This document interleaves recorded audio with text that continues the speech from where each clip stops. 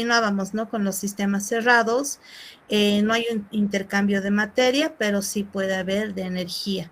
Por eso es que cuando nosotros compramos algún embutido, por ejemplo, en algún envase cerrado, nos especifican a qué temperatura tiene que estar. En algunos casos nos dicen a temperatura ambiente, en otros nos dicen que esté refrigerado. ¿Por qué? Porque puede existir el intercambio de energía. El hecho de que sea sistema cerrado es como, por ejemplo, si les decía, si la garrafa lo calentamos, entonces va a haber internamente una reacción. Ahora, nos vamos a un sistema aislado.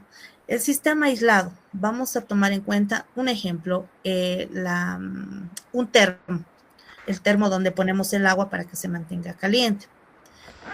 O puede ser un refrigerador más o menos, ¿no? Pero el ejemplo más claro va a ser un termo. Entonces, ¿qué hay? ¿Hay intercambio de materia? No, no hay un intercambio de materia porque está cerrado. ¿Hay un intercambio de energía? No, porque justamente tiene el envase una característica que evita que haya esa interacción. Es por eso que tarda el líquido en enfriarse, ¿no?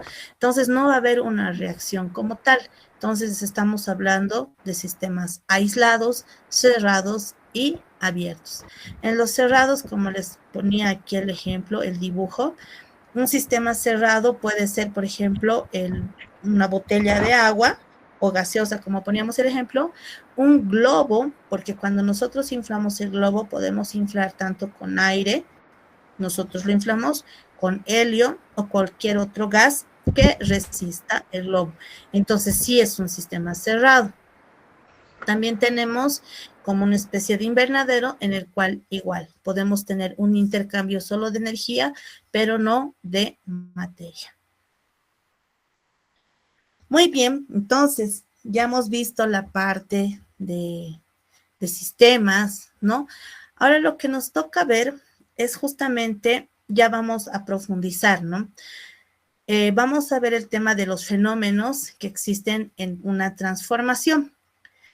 Cabe notar que hemos hablado de interacciones, dualidades, ¿no? Ahora, vemos esta parte. Todo lo que nos rodea sufre continuamente cambios y transformaciones.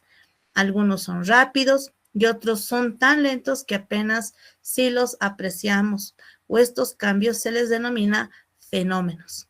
Entonces, un fenómeno es toda transformación que sufre la materia.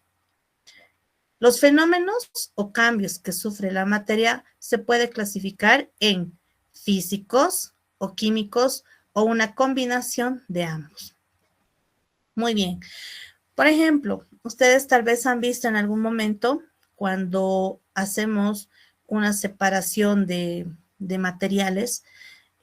Por ejemplo, si nosotros mezclamos en un basurero fruta, verdura, papel, bolsa, lata, le ponemos, qué sé yo, algunos metales, todos tienen distinto tiempo de transformación, de deterioro. Por ejemplo, entre un metal y una naranja, el deterioro a las mismas condiciones. ¿A qué me refiero a condiciones? A la misma temperatura, a la misma presión atmosférica. Entonces, el deterioro de la fruta va a ser mucho más rápida que un metal. Pero que sí va a tener deterioro, sí va a tener. Es una transformación que sufre la materia. Como les decía, nosotros, por ejemplo, igual tenemos una transformación. Nosotros vamos envejeciendo con el transcurso del tiempo. Ahora ustedes dirán, algunos, pero no envejecen rápido. Entonces, ¿por qué? Muchos dicen según la alimentación. Exacto, puede ser según la alimentación. Como les decía ayer, las personas que tienden a consumir mucha carne roja tienden a envejecer si es que no contrarrestan con un antioxidante, ¿no? De igual manera, por ejemplo, si ustedes quieren que han pelado una banana, un plátano, y lo que no quieren es que se oscurezca, entonces para frenar el deterioro podemos poner unas gotitas de limón. ¿Para qué? Para que no se oxide de manera rápida. Obviamente no vamos a cambiar la parte estética, pero sí va a cambiar la parte del sabor, ¿no? Pero estamos no acelerando ese proceso, estamos haciendo lento el proceso de oxidación. Al igual que la papa si no queremos que esté oscura, ¿qué hacemos? Lo ponemos en agua. Y dice, ponlo en el agua, ¿para qué? Para que no se deteriore, ¿no? Entonces, hay muchos fenómenos que nosotros podemos acelerar o podemos hacerlo de manera lenta según cómo sufra o exista la reacción. Por ejemplo, tenemos fenómenos o cambios físicos. Físico va a ser lo externo sin que haya un cambio interno, ¿no? Fenómenos o cambios físicos son procesos en los que no cambia la naturaleza de las sustancias ni se forman otras nuevas. Ejemplo, cambios de estado.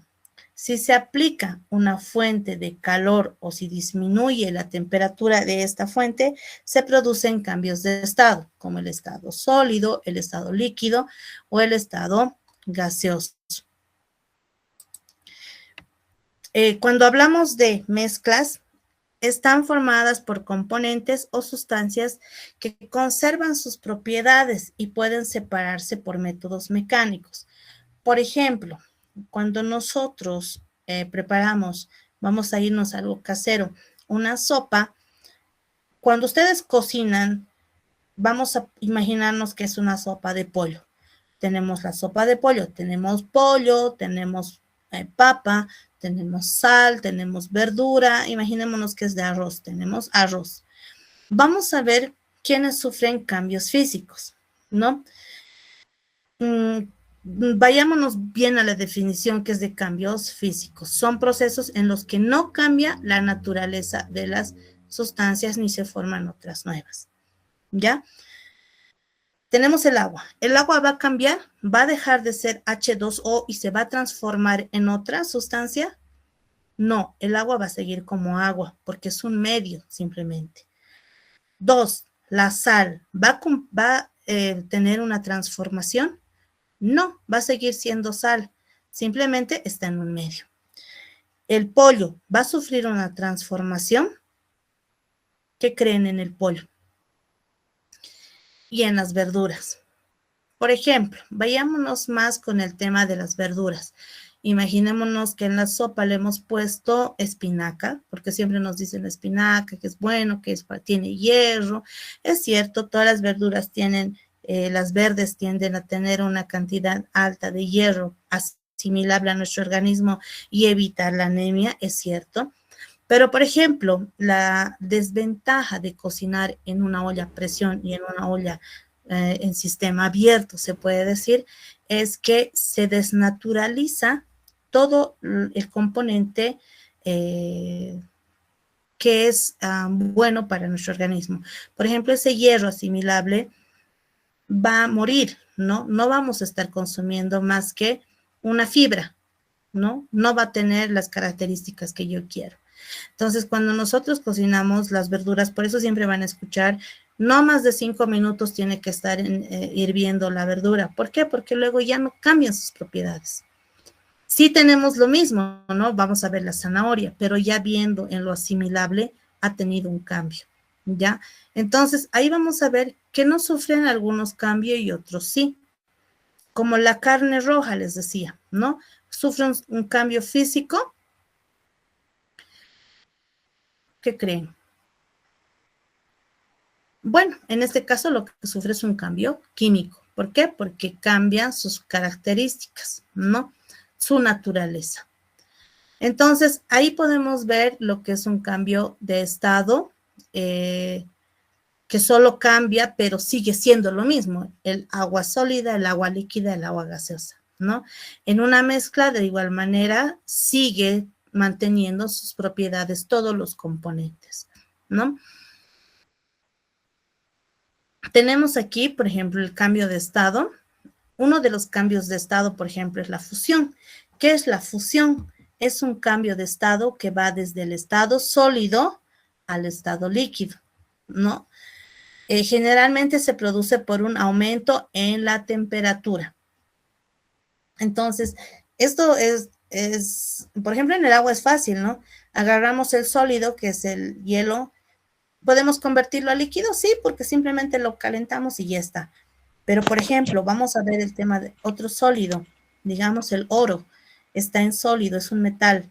¿Cómo podemos volverlo en líquido? Igual necesitamos un aumento de temperatura, pero mucho más elevada, ¿no? Por eso es que son hornos especiales o sistemas de transformación mucho más complejas para volver un sólido a un líquido. Ahora, por ejemplo, estos son los cambios de fase. Nosotros conocemos solidificación, conocemos condensación, vaporización, pero estas tres fases que son sólido, líquido y gaseoso, tienen diferentes cambios. Por ejemplo, si yo quiero transformar de líquido a sólido, el término que manejamos es solidificación, de líquido a sólido. Y su viceversa, ¿qué es? De sólido a líquido, es una fusión. Cuando nosotros tenemos un sólido a gas, de sólido a gaseoso, podemos convertirlo, es una sublimación. Cuando tenemos un gas y queremos convertir de gas a sólido, tenemos una sublimación inversa. De líquido a gaseoso, tenemos el cambio de fase de vaporización y de gas a líquido una condensación. Por eso es que dicen, tenemos un gas condensado. Por ejemplo, nosotros en nuestras garrafas tenemos un gas, pero como está tan comprimido, ya está en estado líquido. Pero cuando ustedes abren la llave de la garrafa, lo que empiezan a tener no es líquido, empiezan a tener gas, ¿no? Entonces hemos convertido el gas en líquido. Entonces es una pelea de convertirse el líquido en gas, porque su estado original del gas licuado es en estado gaseoso, ¿no? Entonces cada uno tiene su característica, cada uno tiende. Por ejemplo, cuando hacemos hervir el agua hierve, pero si digamos choca con una superficie ya se vuelve en líquido. ¿Por qué? Por el medio, por la temperatura, ¿no? Entonces, estos cambios de fase tenemos que tenerlo bien en claro porque hay ese tipo de preguntas. ¿Cómo se llama la fase cuando se convierte un estado gaseoso a un estado sólido? Entonces, nosotros ya sabemos que es una sublimación inversa. ¿Qué pasa cuando nosotros tenemos un sólido y convertimos en líquido? Es una fusión, ¿no? Entonces, estos términos también ya los vamos a empezar a utilizar cuando veamos cambios de fase. Muy bien, cuando tenemos igual cambios de fase o cuando vemos el tema de una reacción química, vemos que es una mezcla.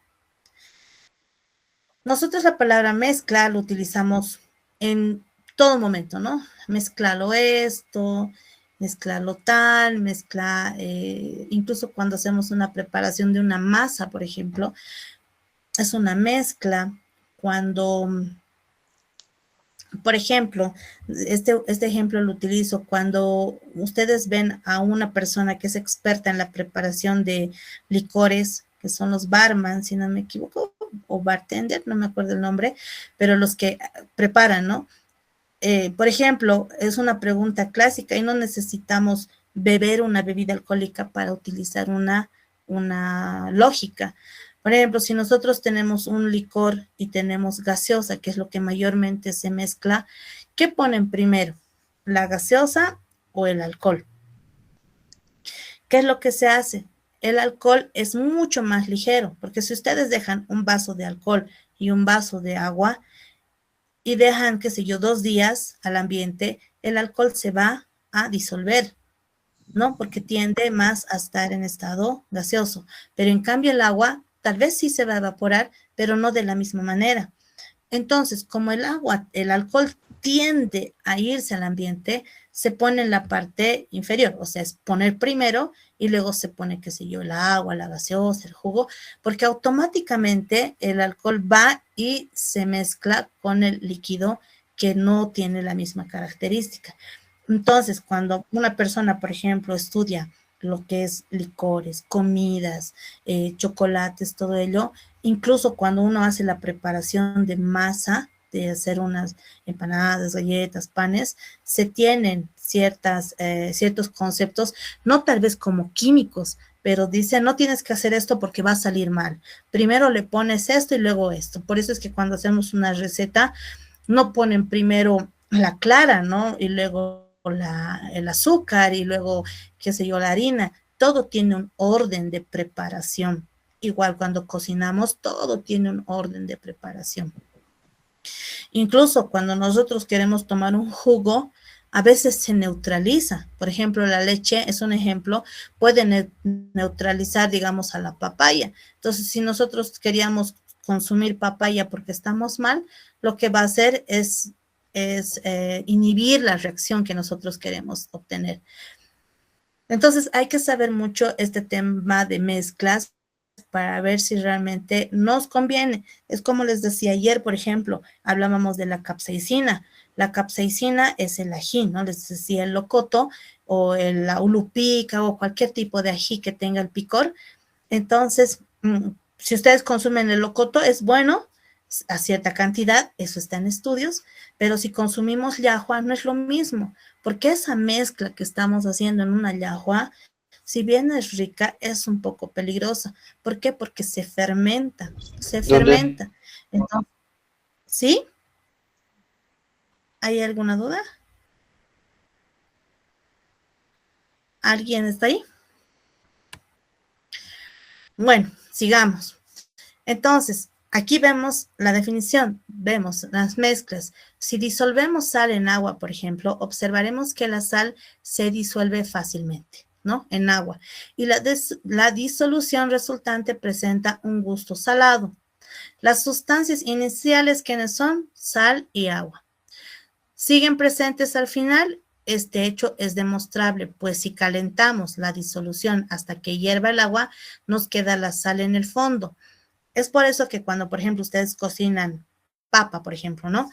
¿Y qué le ponen a la papa? Agua y sal. Entonces, cuando ustedes se olvidan apagar la cocina y se quema nuestra papa y desaparece, se evapora todo el agua y intentan comer un poquito de la papa, va a estar súper salada porque la sal es lo que se ha quedado, ¿no? Se ha quedado completamente, no se ha evaporado la sal. Por eso es que les decía, hay algunos metales o algunas sustancias que ni hirviendo el agua vamos a poder desechar. Por ejemplo, yo les decía, yo trabajo más con el tema del agua y siempre nos preguntan, ¿y el agua está bien? ¿Y puedo tomar el agua? Es tan difícil dar una respuesta porque inclusive a veces utilizamos una caldera tan vieja, ya está vieja, vieja, y obviamente con el fuego lo que están haciendo es que siga eliminando partículas tal vez del metal de la caldera, de la olla. Por eso no es bueno utilizar mucho, o sea, ya hasta que esté muy viejo o muy oxidado, un utensilio o una vasija metálica, ¿no? Incluso han debido escuchar, por ejemplo, no hay que comer en un plato metálico con la cuchara porque algunos raspan y lo que hacen es deteriorar y estamos ingiriendo algunos metales del envase. Entonces, es bien complicado ver este tema de una mezcla porque no siempre se puede ver. Al igual, por ejemplo, que tenemos una limonada, una gaseosa o el aire. En el tema de la limonada, por ejemplo, tenemos agua como el disolvente y el soluto vamos a poner el limón. ¿Qué más le ponemos? Azúcar. Entonces estamos haciendo una solución. ¿Podemos separarlo? Sí, podríamos separarlo, ¿no? Estos son métodos que sí podríamos hacerlo. Evaporando el agua podemos volver a tal vez recuperar ya sea la sal, ya sea el azúcar, ¿no?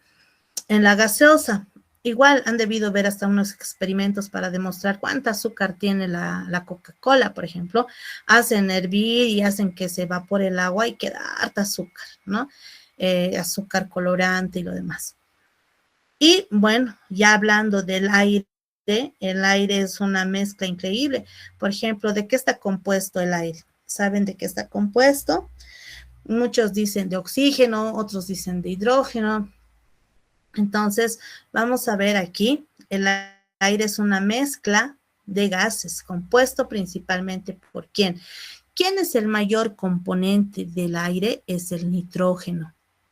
Luego le sigue el oxígeno, luego tenemos argón y luego tenemos dióxido de carbono. También tenemos hidrógeno, ¿no?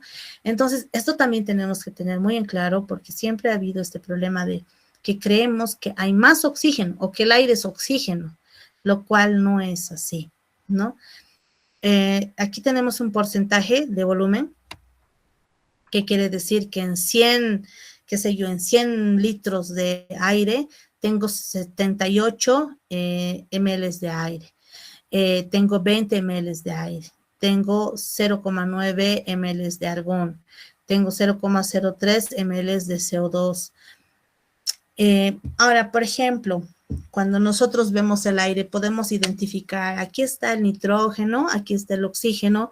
No, ¿verdad? No podemos identificar, es una mezcla, se podría decir que heterogénea, ¿no? Porque no podemos separarlo, pero sí podemos comprimirlo. Como hemos visto anteriormente, podríamos tenerlo en estado líquido hasta en estado sólido. Ahora aquí dice, la composición del aire varía según la latitud y la altitud, ¿no? Por ejemplo, nosotros, pongámonos el ejemplo de La Paz, de la ciudad de La Paz. Los de la ciudad de La Paz están acostumbrados, nuestro organismo, nuestros pulmones, a cierta altitud, ¿no? Aproximadamente como promedio 3.600 metros sobre el nivel del mar, y tenemos una cierta cantidad de presión atmosférica a la cual estamos acostumbrados. Entonces, cuando nosotros cambiamos de altura, ya sea a nivel del mar o mucho más alto, va a haber un cambio. Por ejemplo, algunos por eso le llaman el soroche, ¿no ve? Si nosotros tenemos un cambio de temperatura, empezamos a tener mareo, todo, y no es que nos esté haciendo mal, sino es que nuestro organismo se está adaptando a los nuevos medios a los cuales va a estar expuesto nuestro organismo, ¿no? Entonces, con el tiempo ya empezamos a adecuarnos. Por ejemplo, los que vivimos en lugares fríos, decimos, ¿cómo pueden tomar café o cómo pueden tomar una sopa en un lugar cálido, digamos, en Santa Cruz? Pero si nosotros nos fuéramos a vivir y estuviéramos un mes, al mes igual nos antojaríamos y tomaríamos un café, una sopa caliente. ¿Por qué? Porque nuestro organismo ya se ha adaptado. Inclusive tal vez no vamos a sudar mucho, no nos vamos a fatigar, vamos a estar mucho más adecuados. Por eso es que nos especifica la definición que la composición del aire varía según la latitud y la altitud. Este porcentaje puede variar, ¿no? Por eso ustedes si escuchan, Bolivia es el pulmón de Latinoamérica, dicen, ¿no? El pulmón, el corazón, todo. ¿Por qué?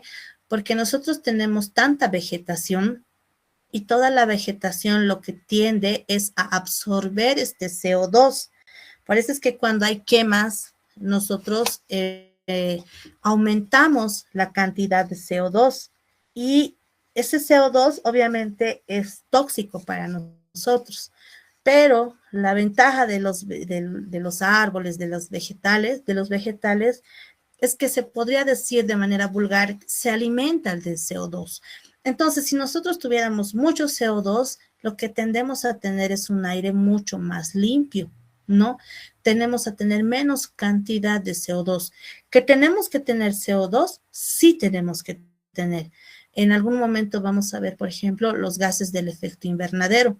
Si no tuviéramos CO2, por ejemplo, el planeta sería frío, frío.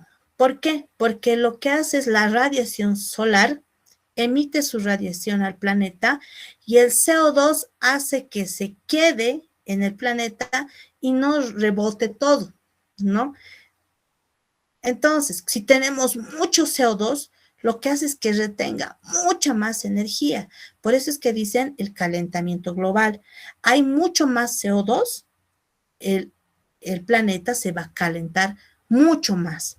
Entonces, ¿sí tenemos que tener CO2? Sí, para tener una temperatura óptima para sobrevivir, sí. Pero si tenemos mucho CO2, va a ser demasiado caliente, va a haber sequías, va a haber estragos, va a haber, qué sé yo, derretimientos de los glaciares, y ese derretimiento va a hacer que se aumente la cantidad de agua, eso va a provocar maremotos. Entonces realmente es importante tener en cuenta que las cantidades porcentuales de cada gas en el aire tienen que ser los adecuados para tener un buen vivir, ¿ya?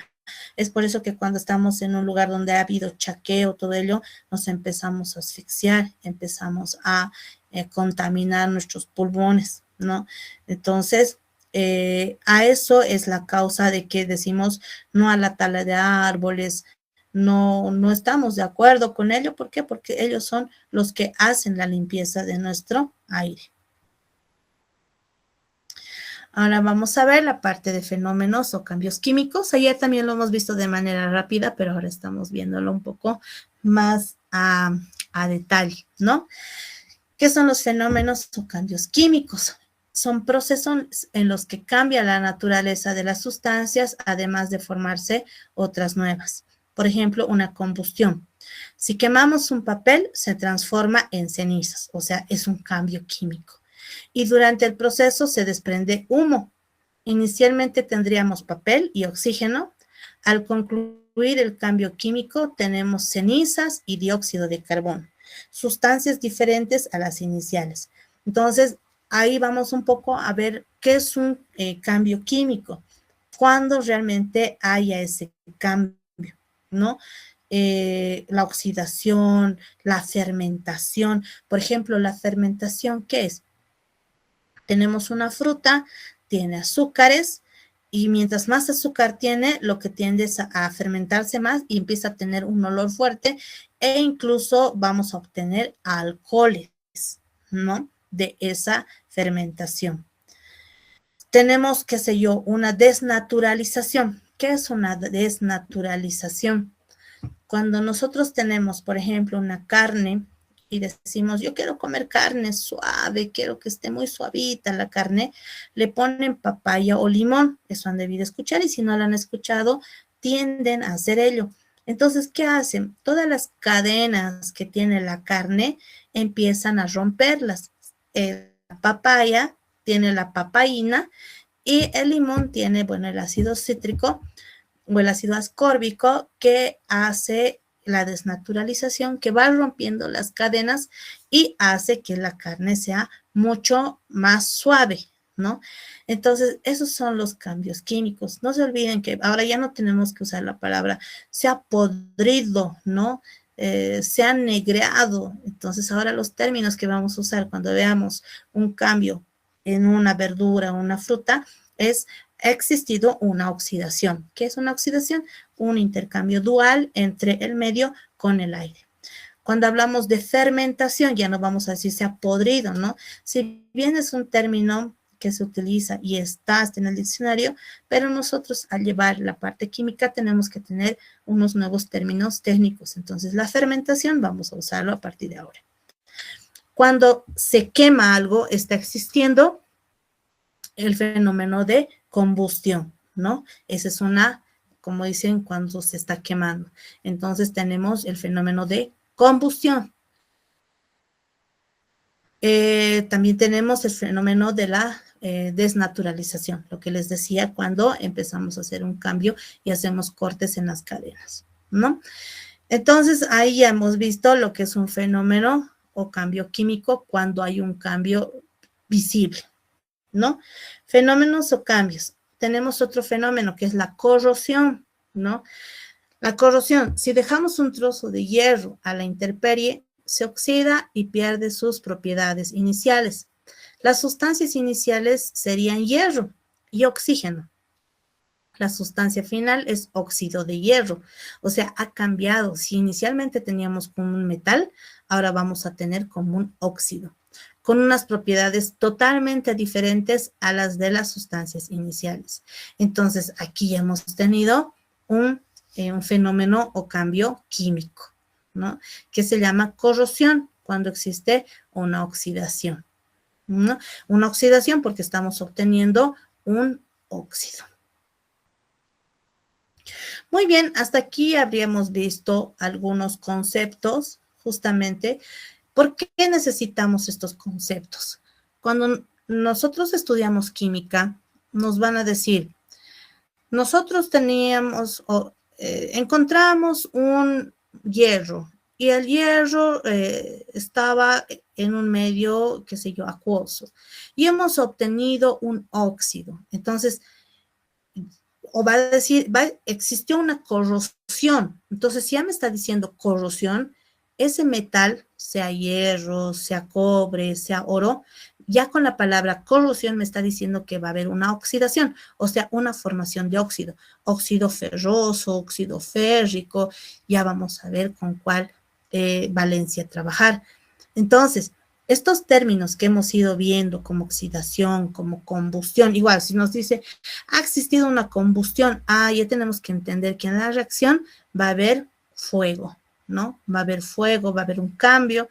Vamos a ver igual, cuando hablemos, si decimos, vamos a trabajar con el aire, tenemos que determinar todos los componentes que tiene el aire. Ya sabemos que el aire tiene estos gases que lo conforman, ¿no? Cuando les diga, por ejemplo, el aire está totalmente contaminado por las quemazones que ha habido en el Chaco y no sé qué, ya, quemazón. Entonces va a haber mayor porcentaje de CO2. Entonces, todo lo que estamos viendo nos va a servir para nosotros poder comprender un ejercicio, porque obviamente cuando ya vemos los enunciados de ejercicios en química, ya nos dice estos nuevos términos: solidificación, fusión, vaporización, condensación, sublimación, sublimación inversa. Entonces, estos términos nos ayudan para entender un ejercicio, ¿no? Si no entendemos el ejercicio, no vamos a poder resolverlo. Ahora, cuando nosotros trabajamos con un ejercicio, lo que hacemos son cálculos, cálculos como en todo. Cuando nosotros, si queremos estudiar medicina, hacemos cálculos de glóbulos rojos, hacemos cálculos de células cancerígenas, hacemos cálculos, todas las carreras, todas llevamos lo que es matemáticas. Unos de mayor profundidad, otros de menor profundidad, pero al final todos llevamos matemáticas. Porque incluso ustedes dirán, si yo les pregunto, a ver, díganme una carrera que no lleve números o matemáticas, por lo menos suma, resta, multiplicación y división, todos manejan. Un psicólogo, me dirán ustedes, un psicólogo no maneja. Un psicólogo tiene que saber estadística. ¿Por qué? Porque tiene que decir en porcentaje cuántos tienen, qué sé yo, psicosis, cuántos tienen, no sé, algunos problemas psicológicos, ¿no? ¿Por qué se deprimen tanto? Se deprimen por, qué sé yo, el mayor porcentaje de personas se deprimen en porcentajes. Entonces, todos trabajamos con números. Los abogados también. Los albañiles tienen que ser bien precisos en sus cálculos, ¿no? Cuando, por ejemplo, el arquitecto o el ingeniero les dice, tienes que poner, qué sé yo, 2 bolsas de cemento con, es un ejemplo, ¿no? Porque yo no lo sé, 2 bolsas de cemento con una bolsa de estuco, con 3 bolsas o 3 baldes de arena, ya le está dando una receta en cantidades. ¿Y por qué está manejando eso? Porque cada bolsa ya tiene específicamente su cantidad.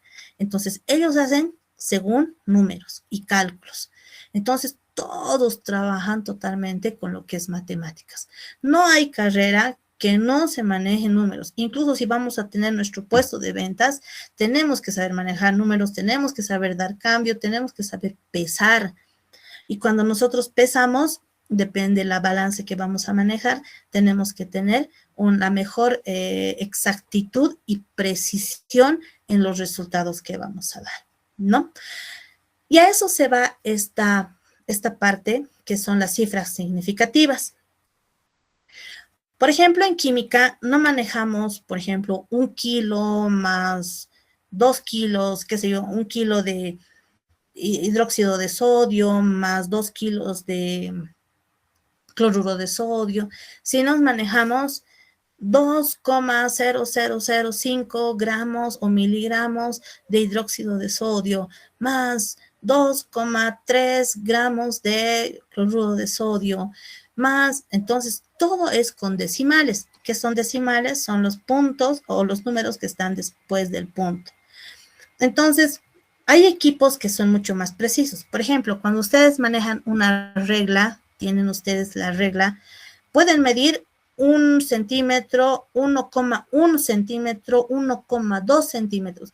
Pero si yo les dijera, quiero que me midas 1, qué sé yo, 25 centímetros, pueden, tal vez van a poder aproximarlo, pero solo están haciendo un tanteo, pero no es específicamente el tamaño.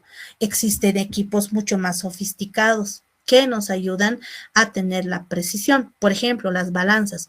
Una balanza, qué sé yo, de una tienda o de un mercado, no es la misma que utilizamos en un laboratorio. En un laboratorio nos puede dar valores con 5 cifras significativas, o sea, mucho más precisas, porque pesamos poquito, no hacemos con cantidades grandes, ¿no? Ahora, por ejemplo, en suma y resta existen reglas. Ahora, ¿por qué les digo esto? No siempre vamos a medir la misma cantidad de cifras significativas. Por ejemplo, en este primer ejemplo tenemos 52,36, tenemos 23,127, tenemos 12,8753. Entonces, nos está diciendo, el primero tiene 4 cifras significativas, el segundo tiene 5 y el tercero tiene 6. Entonces, mi resultado, ¿cuántas cifras significativas va a tener? Ahí es donde estamos entrando para entender lo que es las cifras significativas. Ojo que ayer les dije el tema del 0 por delante. Si fuera aquí, por ejemplo, 0,36, solo serían 2 cifras significativas, porque el 0 que está delante del punto no se toma como una cifra significativa, porque el 0 lo que hace es disminuir, es hacerlo menos válido a la cantidad que estamos poniendo, ¿no? Entonces, nos dicen, estos son reglas. Al sumar y restar, el resultado no puede tener más de posiciones decimales que el número que tiene menos posiciones decimales. Muy bien. Por ejemplo, todos tienen 2 números delante del punto. Todos, 2. Entonces, podríamos decir que es lo mismo. Entonces, después del punto, tenemos que buscar quién tiene la menor cantidad de cifras significativas. El primer número tiene 2 cifras significativas, el segundo tiene 3, el tercero tiene 4. Entonces, el que tiene menos es el primero, que sería 52,36. Si nosotros metemos en una calculadora el resultado, nos va a dar con la mayor cantidad de cifras significativas, porque lo único que está haciendo es aumentar, aumentar, aumentar. Pero ya aplicando las reglas de cifras significativas, nos dice que solo tiene que tener 2 números después del punto. Entonces va a ser 62,61. Por lo tanto, este es el resultado que vamos a utilizar.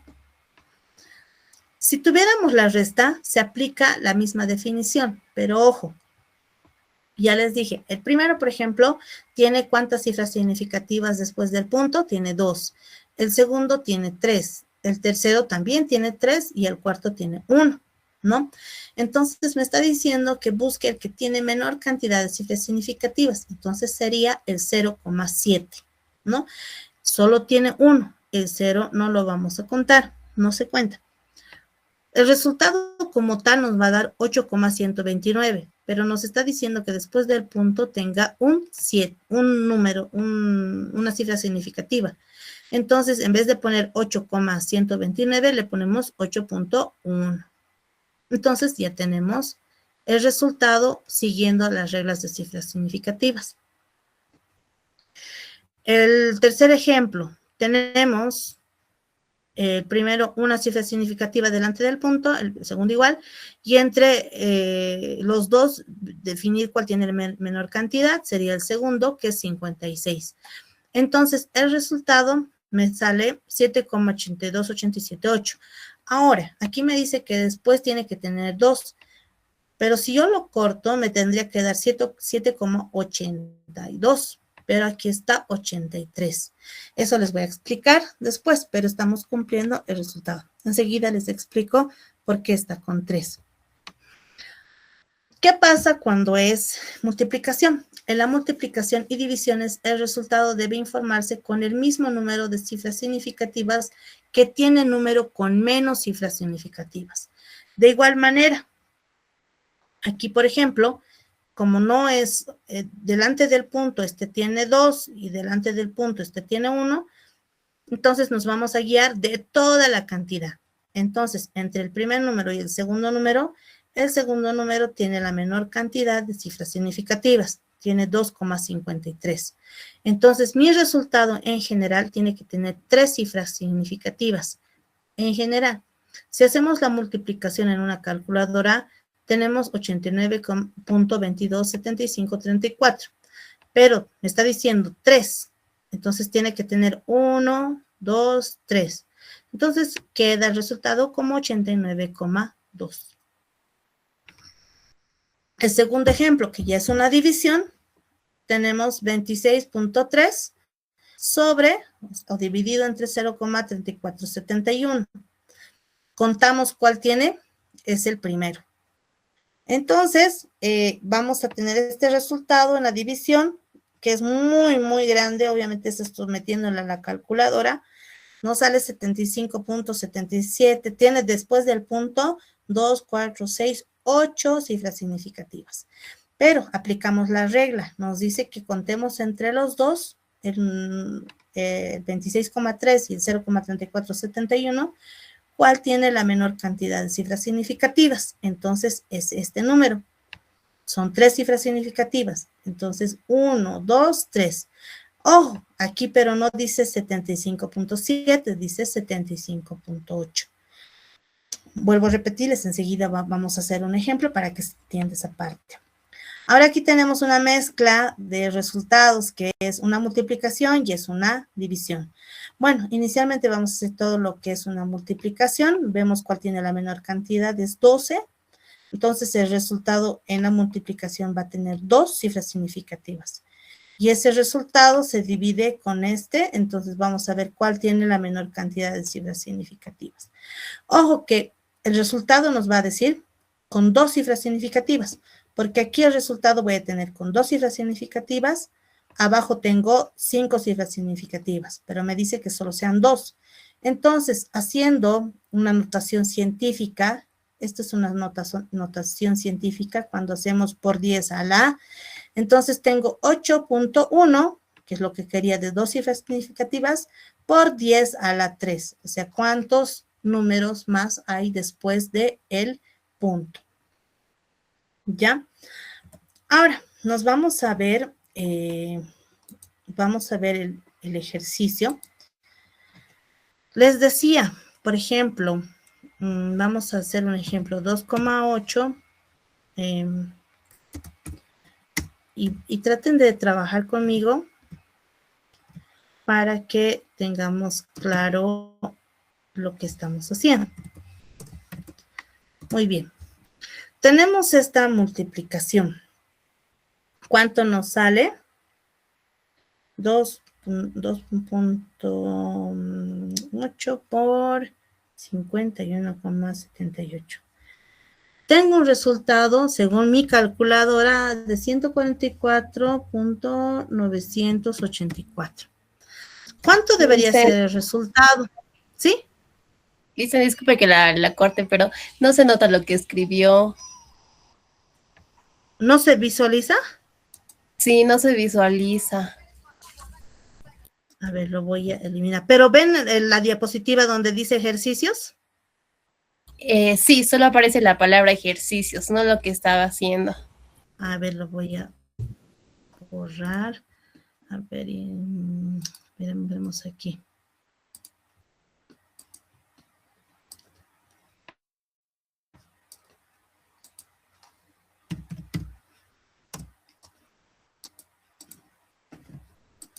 Ahora sí se notan los números. Todavía no, Lisen. No se ve la pantalla, Lisa. A ver. No sé qué pasa. Dejó de compartir su pantalla. Dice, ha dejado de compartir Sí, pantalla. voy a volver a entrar. Veremos qué pasa. Y ahí me van a avisar.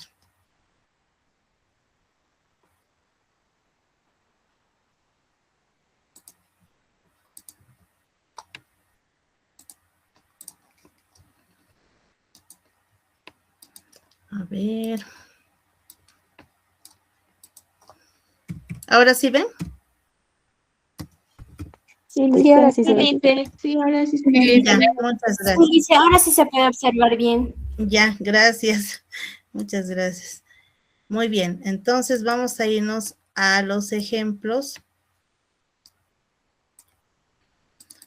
No puedo ver si hay algunos mensajes, tal vez en eso me podría ayudar, licenciada, si es que a veces hay alguna pregunta, porque como estoy haciéndolo, no estoy ingresando para ver en sí en el Meet los chats. Ya, por favor, le pediría esa ayudita. Perfecto, van a levantar las manos los estudiantes para poderles dar paso. Ya, gracias. Muy bien, entonces vamos a hacer este ejemplo. Entonces hacemos en la calculadora y nos sale. ¿Cuánto nos sale? 32.23 dice. Ya, nos sale ese resultado. Ahora veremos, aplicando lo que es cifras significativas, el primero tengo 2,5 y el segundo tengo 12,892. Mi resultado, según la regla, me dice que tenga la menor cantidad, es decir, 2. Si solo tengo que tener 2, tendría que tener el resultado de 32. Ahora, ¿qué pasa? Solo es una suposición. Si el resultado me hubiera salido 32,87, no puedo poner 32. ¿Por qué? Porque hay una regla que del 1 al... Si mi número después de la coma va del 1 al 4, me dice que se mantiene el número. ¿Qué quiere decir? Que si, digamos, yo tengo que tener dos cifras significativas y mi resultado es igual, qué sé yo, a 32,42, mi resultado según cifras significativas va a ser 32. Pero si yo tengo el número 5 después de la coma, lo que va a pasar es que va a cambiar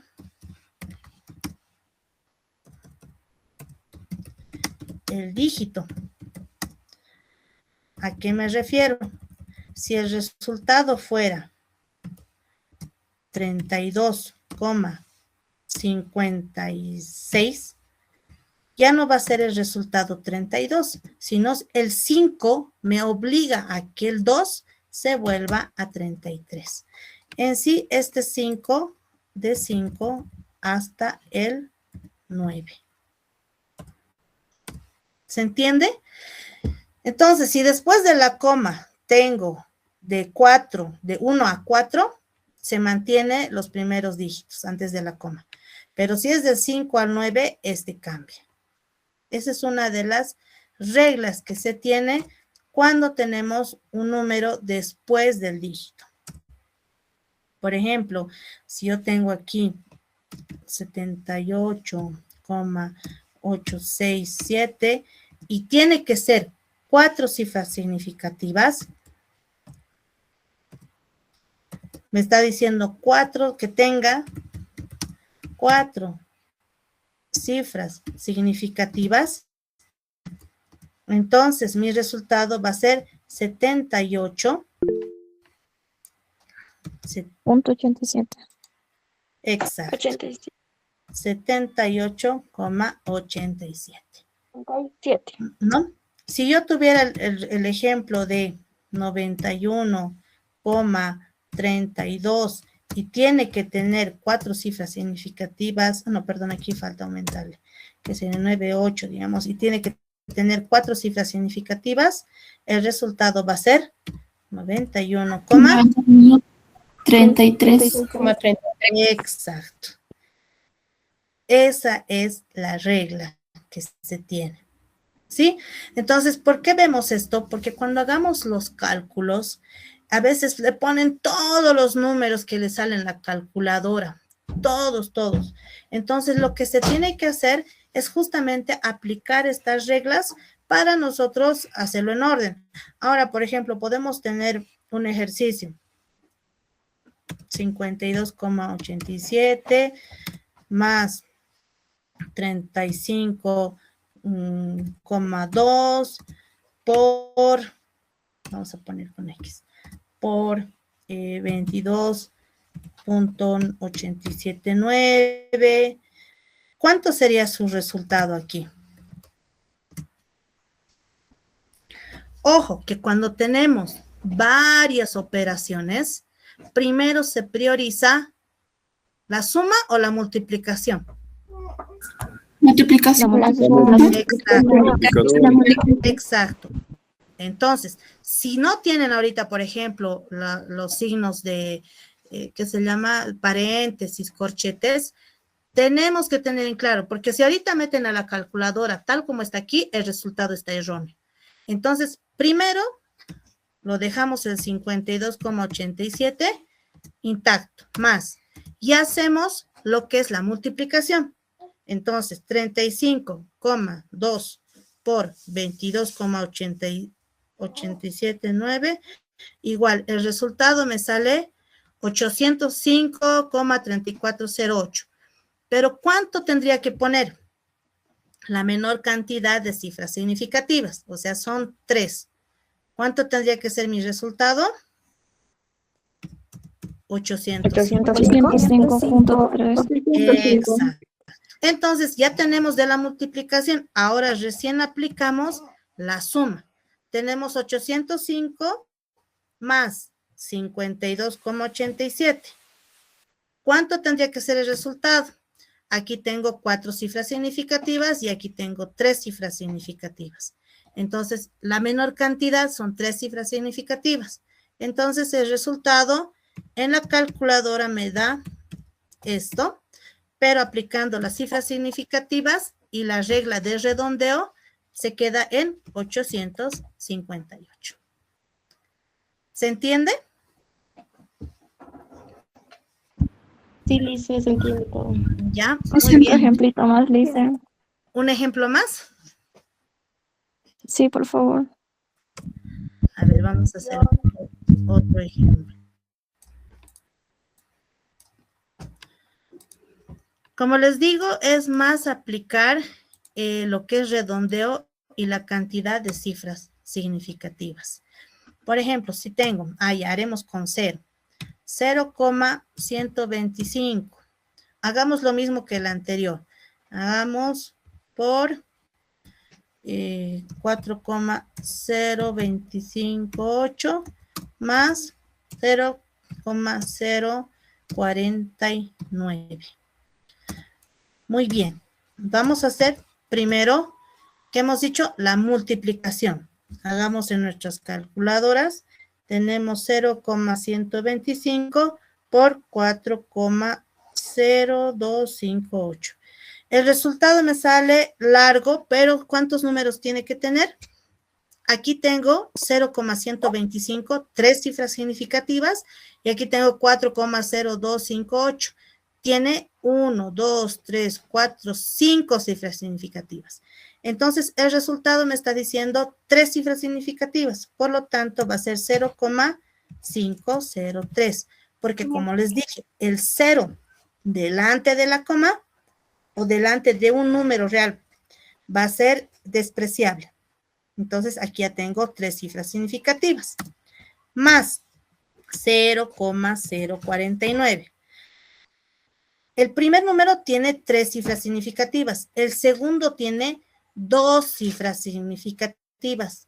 El 0, vuelvo a repetir, es válido si está dentro, en medio de 2 números reales o existentes, o cuando está detrás de un número real. Entonces, en este primero tengo 3 cifras significativas y en este 2. Entonces, la suma, ¿cuánto me da? La suma es 0,503 más 0,049. Hemos dicho que tendría que tener ¿cuántas cifras significativas? Dos. Dos. Dos. Dos. Dos, exacto. Entonces, el resultado es 0,55. 55. La calculadora me da 552, pero el 2 no le obliga al 5 a cambiar. Le dice el 2, tú te quedas como estás. Si yo fuera 5, 6, 7, 8, 9, tú cambias. Pero como soy menos de 4, el resultado es 0,55. ¿Con esto ha quedado mucho más claro? Sí, licenciada, sí entendido. Sí, listo. Ya, muy, Licenciada. muy bien. Entonces, cuando ya hagamos ejercicios, no se olviden aplicar las reglas de redondeo y de cifras significativas. Muy bien, esto ya es cuando hagamos ejercicios. Sigamos ahora con lo que es definiciones. Hay dos palabras que utilizamos y a veces lo interpretamos de la misma manera cuando son diferentes. Decimos calor y temperatura. Nosotros siempre vamos a manejar la palabra calor y la palabra temperatura porque es el sistema o el medio a veces en el que trabajamos. ¿Qué es calor? Vamos a agrandar. Ya. Calor. El calor es una forma de energía que se transfiere de un objeto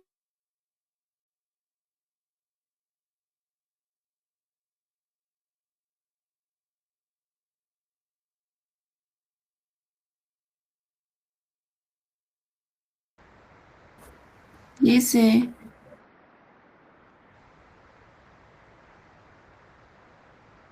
Ah, se le cortó el audio, licenciada.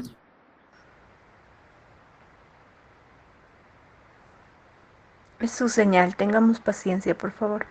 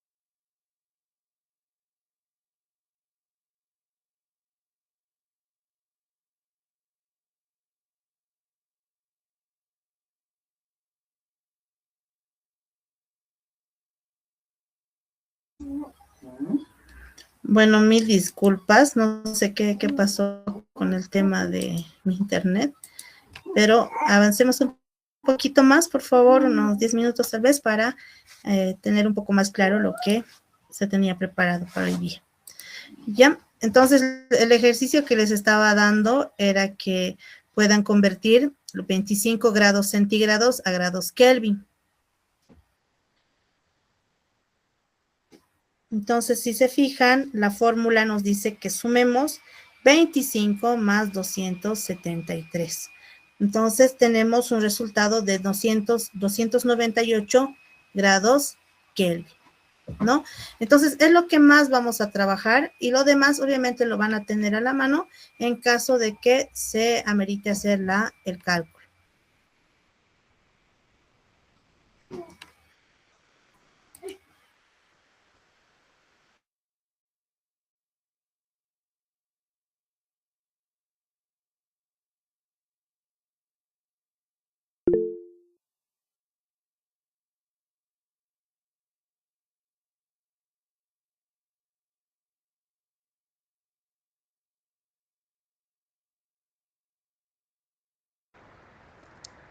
Licen.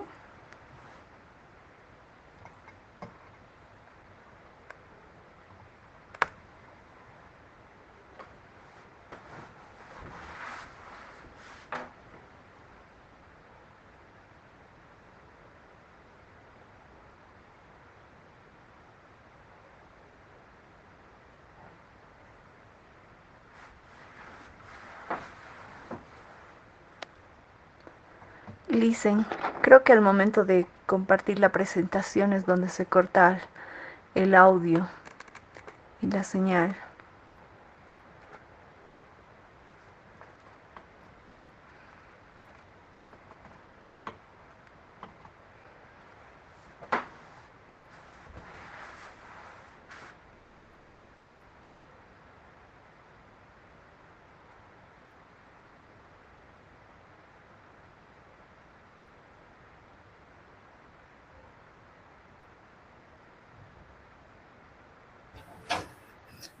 Hola, ahora sí, ¿se escucha? Sí, se le escucha, Licen. Ahora sí. Ya, mil disculpas, no sé qué pasa con el internet, pero se sale automáticamente. Esperemos que esta vez pueda continuar.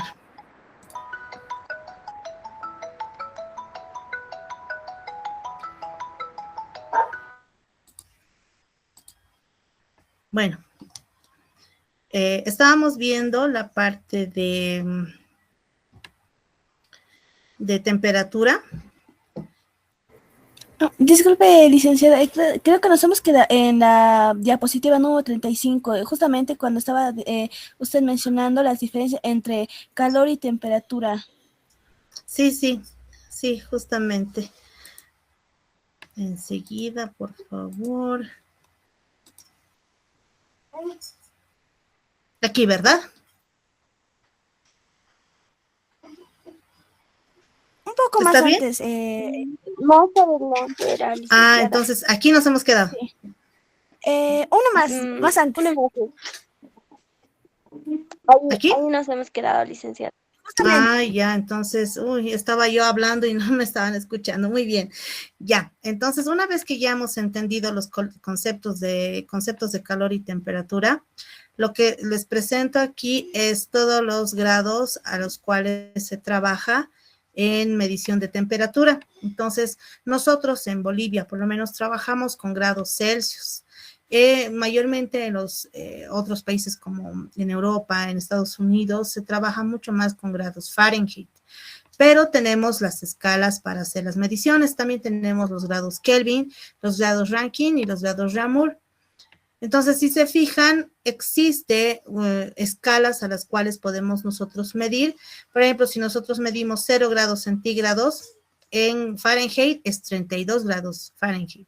En Kelvin es 273 grados Kelvin. En Rankine es 491 y en Ramour es 0 grados Ramour.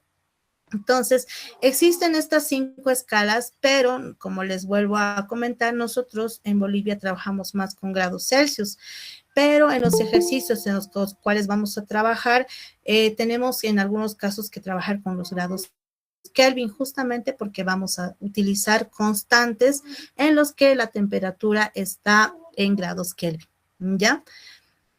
Ahora, tenemos aquí esta diapositiva en la cual nos muestra la transformación de unidades de temperatura.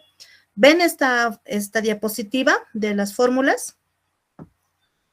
Sí, Luisa. Sí, Muy licenciada. bien. Entonces, si ustedes ven, podemos hacer las conversiones, convertir o transformar las unidades de temperatura. En el primer caso, por ejemplo, para convertir de grados centígrados a grados Fahrenheit, utilizamos esta fórmula, ¿no? De Fahrenheit a centígrados también. Estos dos últimos son los que nosotros vamos a manejar mucho más. Entonces, si se fijan, es muy sencillo convertir los grados centígrados a grados Kelvin. ¿Qué nos pide? Que sumemos simplemente el valor de 273, ¿no? Ya una vez estando en la carrera, vamos a poder profundizar y determinar de dónde salen estos números, ¿ya? Pero por el momento, veámoslo como una fórmula en la cual para obtener los grados Kelvin, simplemente tenemos que sumar el valor de 273. Por lo tanto, si digamos, yo tengo 25 grados centígrados y quiero convertir a grados Kelvin, ¿cuánto me va a salir el valor de Kelvin? En Kelvin.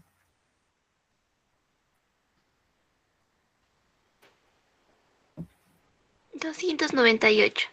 Grados Kelvin, ¿no? Entonces, es totalmente fácil hacer esta conversión.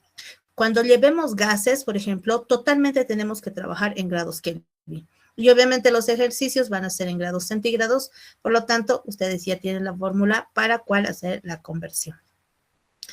Muy bien, ya hemos visto lo que es temperatura, lo que es calor, en las unidades a las cuales se trabaja. Ahora vamos a utilizar otro concepto, que es la densidad. La densidad, ¿qué es?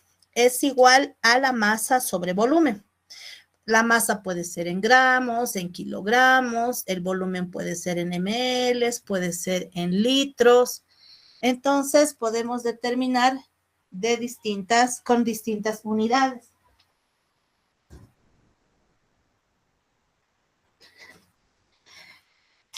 Y como dice el concepto, se observa la comparación de dos objetos del mismo volumen, pero distinta masa.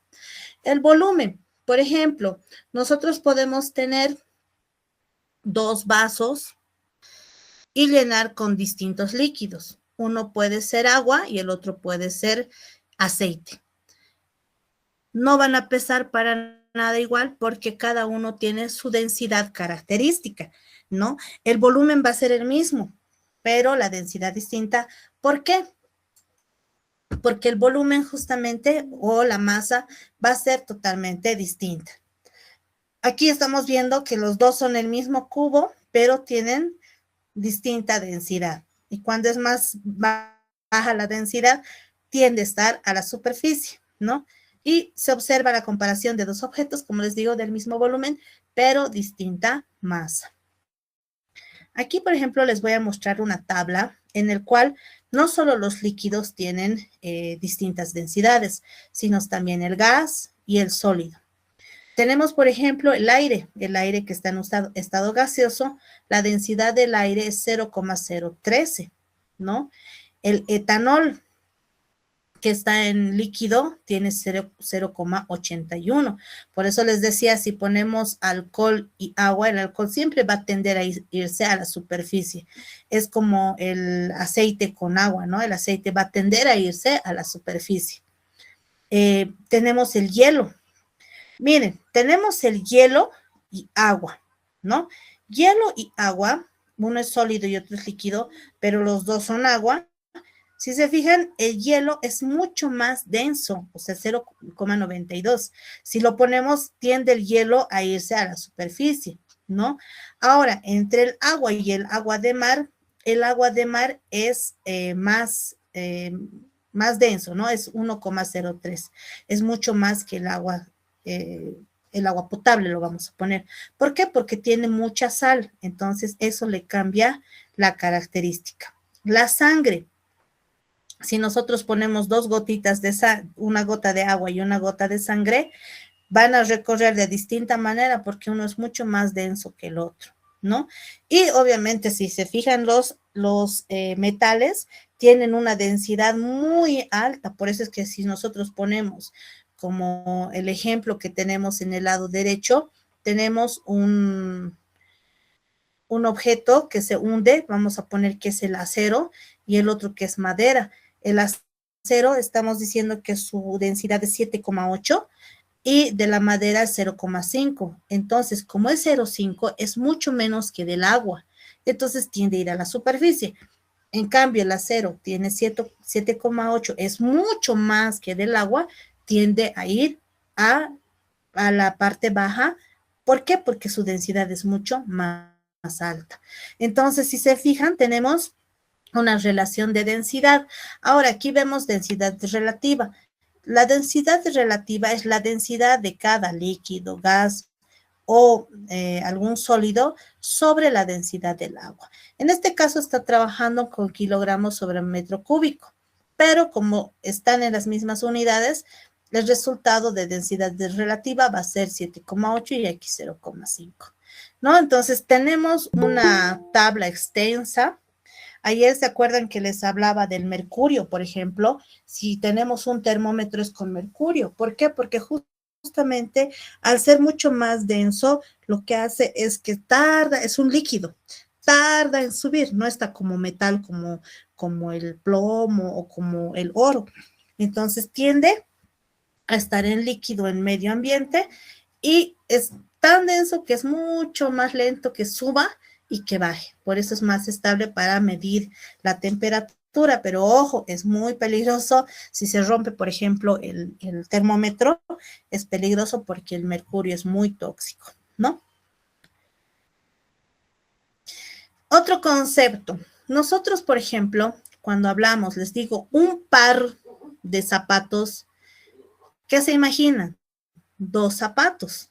Si les digo una docena de medias, ustedes cuentan 12 medias. Si les digo una docena de naranjas, se imaginan 12 naranjas. Eso es en un término popular que manejamos. En química existe el concepto de mol. ¿Qué es un mol? Un mol se basa por el número de Avogadro, ¿ya? Un mol es como decir un par, ¿ya? Entonces, cuando yo digo un par, nos imaginamos 2. Cuando yo digo un mol, ustedes se tienen que imaginar 6,022 o 6,023, según el libro, por 10 a la 23 unidades de, ya sea átomos, ya sea moléculas, o sea iones. Si yo les digo, ¿cuántos átomos tiene un mol de mercurio? Ustedes 6,022 por 10 a la 23 átomos de mercurio. Un mol de agua, ¿cuántas moléculas tiene? 6,022 por 10 a la 23 moléculas de agua. ¿Me entienden? Entonces, este ya es un nuevo concepto químico que se basa un mol con la relación del número de Avogadro. El número de Avogadro es 6,022 o 23 por 10 a la 23 unidades, ya sea de átomos, de moléculas o de iones. Entonces, tengan bien en claro, si les digo un mol de naranjas, ¿cuántos átomos tiene? 6,023 por 10 a la 23 átomos de naranjas. Entonces, ya es una nueva definición. Estas diapositivas igual les voy a pasar, pero si es que se están anotando, o también les voy a pasar un libro de referencia para que tengan en caso de tener alguna duda. Entonces ya tenemos este otro nuevo concepto que nos ayuda. Si se fijan, es por 10 a la 23. ¿Qué quiere decir?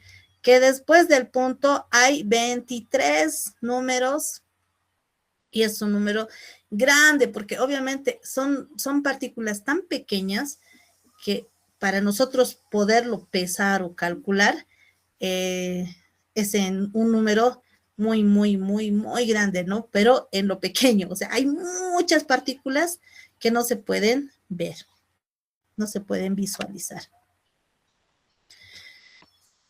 Ahora, cuando ustedes ven un átomo, ahí estábamos viendo lo que es átomos, o un elemento, ven en su tabla periódica esta figura, que nos dice el cadmio tiene un número, que es el número de elemento, tiene el nombre del elemento, su peso atómico, que justamente ahí es lo que les decía, y el símbolo del elemento.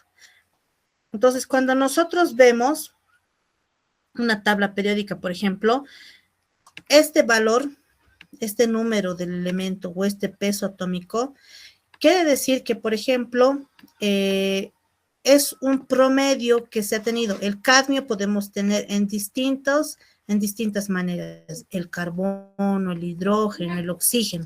Entonces, justamente a eso nos vamos a la definición de isótopos. ¿Qué son los isótopos? Son átomos que tienen el mismo número atómico, pero diferente masa atómica. Se debe a que contienen el mismo número de protones, o sea, el Z que ustedes ven en su tabla periódica, pero diferente número de neutrones. Por ejemplo, el hidrógeno y sus 3 isótopos, el protio, el deuterio y el tritio, ¿no? Entonces, estamos hablando del mismo hidrógeno, pero tiene lo que nos dice el mismo número de protones, pero diferente número de neutrones. Entonces, mañana ya vamos a ver esta parte de